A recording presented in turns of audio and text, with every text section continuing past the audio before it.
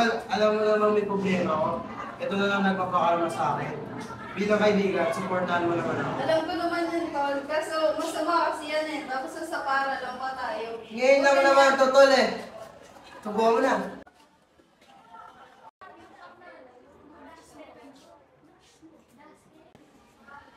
Oh, pre, kamusta? Sarap ba? Ano kasi, Tol eh. Kailangan mali talaga eh. So, una lang yan. Magpaiwas problema lang naman eh. Hindi kasi, Tol.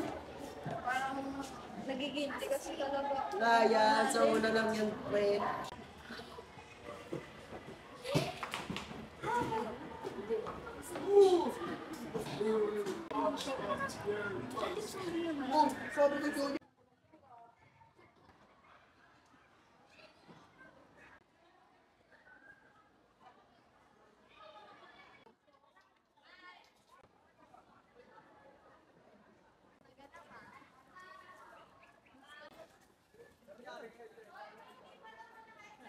Ano kayo ginagawa ninyo? Nakigarilyo ata ko.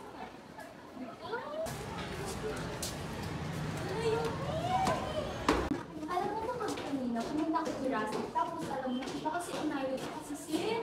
Wait? May ng ano. Tawag, Bis, ano ka ba yan? Brownies, ice cream. O ano po yun natin? Siyempre, super natin.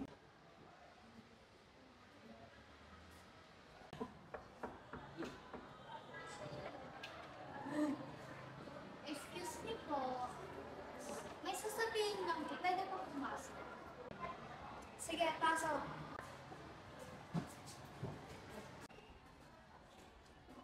Kanina po kasi pumunta po ako Jurassic. Then nakita ko po si Seth tsaka si Elila na may inaabot po ng bubulungan. Bali, inabot po yung sigarilyo.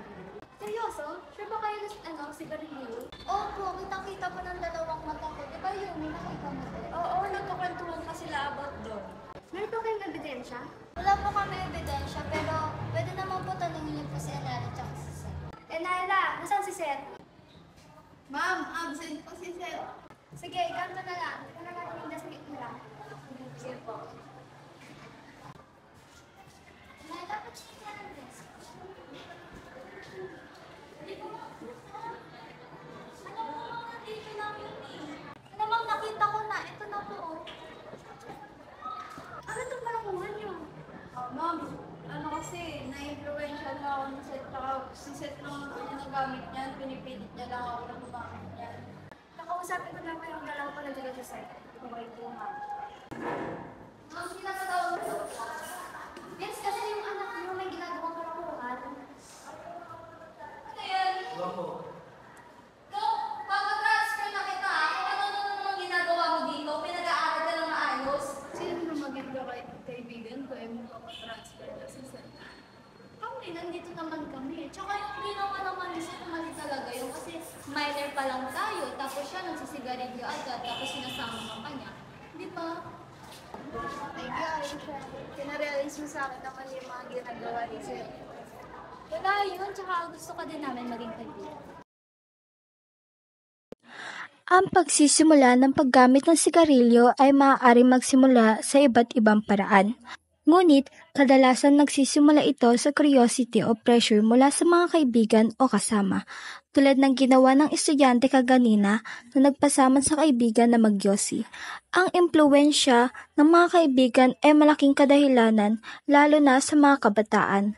Kaya huwag nating hayaan ang sarili natin na maimpluwensyahan sa masasamang bagay o kaya naman piliin ng mabuti ang kakaibiganin at sasamahan.